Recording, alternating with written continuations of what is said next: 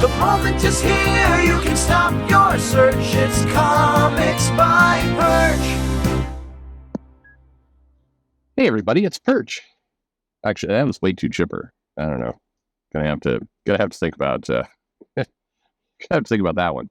Anyway, yes, welcome to another episode of Perch's Mailbag. So we got which comic publisher is in better shape, Marvel or DC? It says, Dear Perch, I believe this headline says it all, so I'm just going to state my opinion on the matter to lighten the conversation.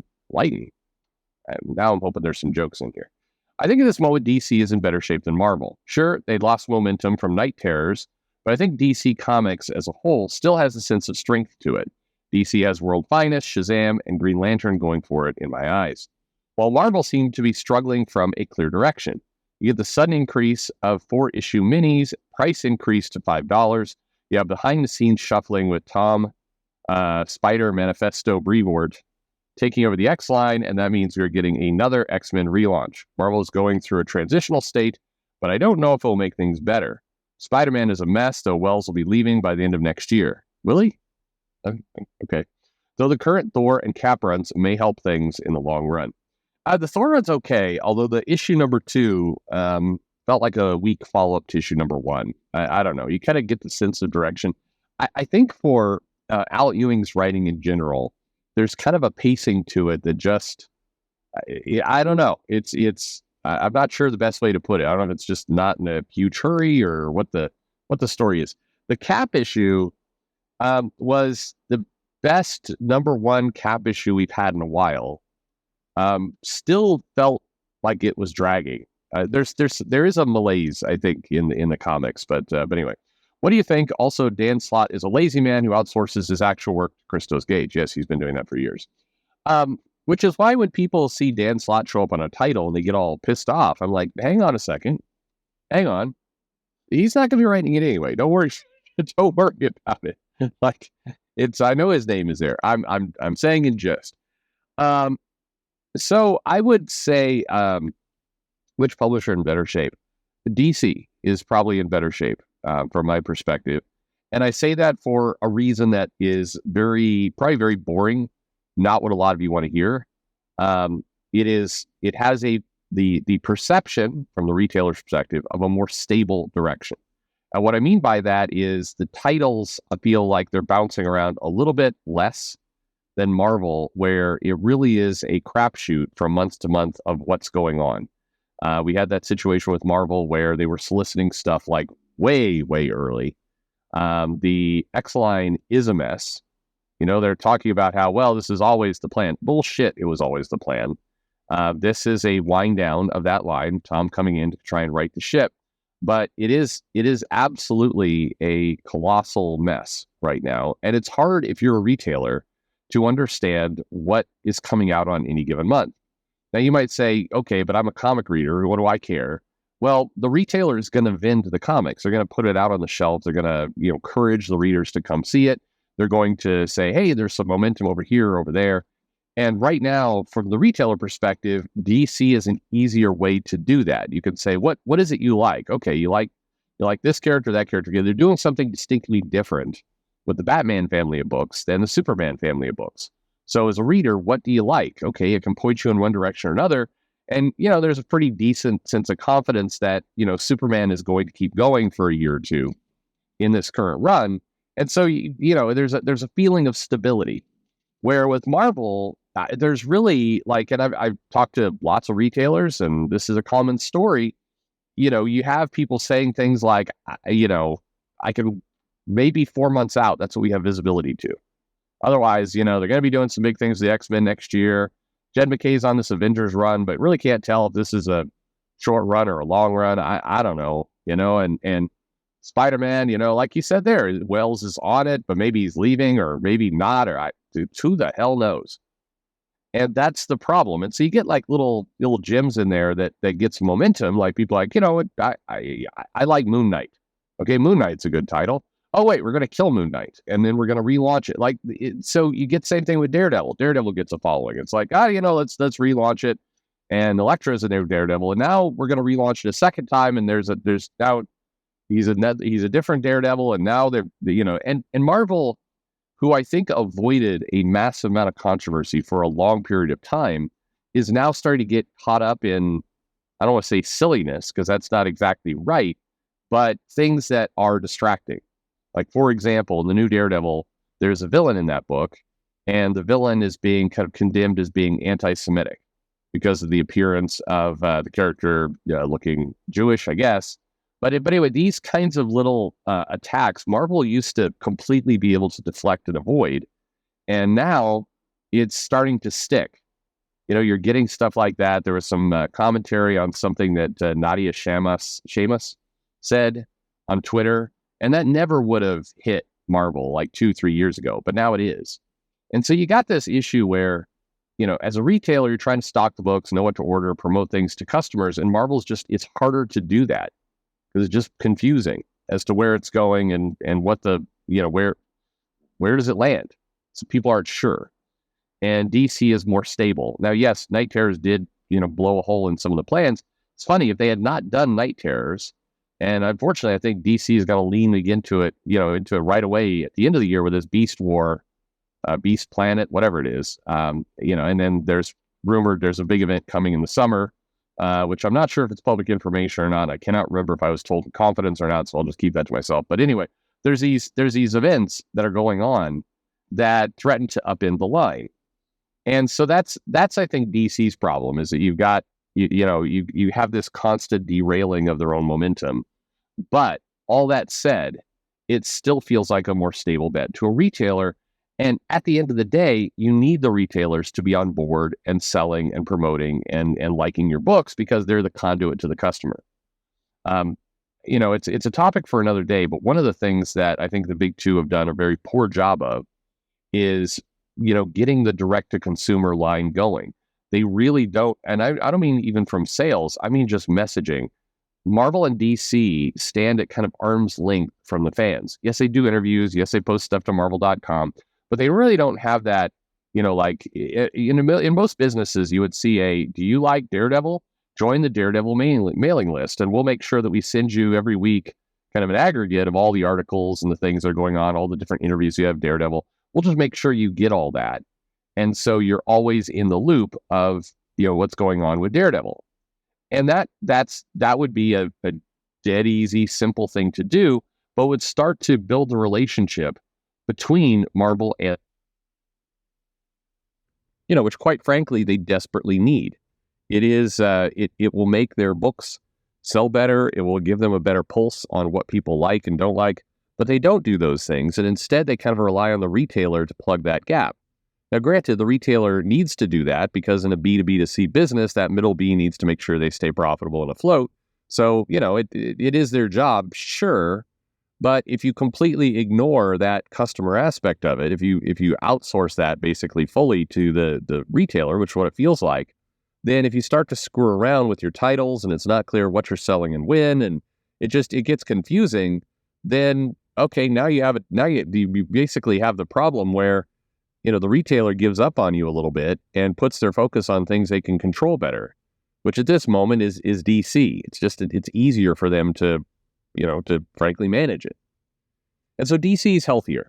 I mean, bear in mind, I talked all about kind of marketing and promotion, how the titles are landing. And the thing I did not do is talk about storylines. That's objective. It depends on, subjective, not objective. It's up to your opinion on whether you like this stuff or not. I think that, from a subjective perspective, probably, there again, I think DC has a little bit more stability to the characters. They're telling stories that are a little bit easier to wrap your head around, and stories that feel a little bit less wasteful. And I'll use perhaps a bad example, but, New Mutants got canceled. It was part of the Krakoa era. It was one of the launch titles. It sold poorly. The sales numbers on a lot of this stuff were down.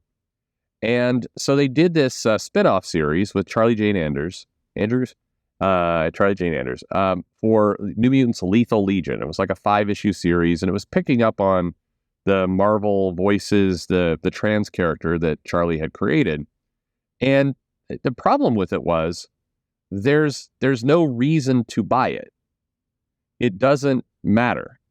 As a title, Nothing in there happened. I mean, they went up against, Candifaria and a bunch of other villains and the Lethal Legion, basically, a new incarnation of it. But there's no sense that anything that was done in that book made a bit of difference. And for that matter, the characters themselves, the characters who are in this New Mutants Lethal Legion book, were, subsequently murdered by, Orcus during the Hellfire Gala. So even there, it's like, they just had an adventure, they finished that adventure, and then they all got killed. And that's it. And so, you look at something like that, and it just feels pointless. It doesn't matter. And that's the problem. You could use that same example for almost any Marvel series right now, is that it doesn't really matter if you buy it or not. And like you mentioned, if you're in the process of raising your prices to $5 an issue and all this other stuff, what do you do? It's expensive, and the comics are largely, they don't matter. When I say they don't matter, I don't mean the plot is bad. I don't mean the art is bad. I mean, that's your opinion. I just mean in terms of follow-up, it doesn't matter. These characters go out, it's a little kind of vignette of some superheroes, and then they're probably dropped, forgotten, and on it goes. And if this was a book in the bookstore, and there's thousands and thousands of books in the bookstore, that'd be okay, I guess. But imagine if J.K. Rowling, when she was doing the Harry Potter series, just randomly, like, this book is about Harry Potter, and the next book is about Snape, and the next book is about Lavender Brown, and the next book is about some muggle that we have over here who has no magic powers but is a detective, and then we're going to write a story about one of the, like, a dragon and what the dragon's life is like, and then we're going to come back and we're going to write a story about Ron, and Harry will kind of be in it but in the background, and whatever, and these books, and then it's like, and now we're going to write a story where Harry is younger for some reason, for just earlier, then we'll say it's a prequel, but maybe it doesn't matter. I don't know, it's up to you.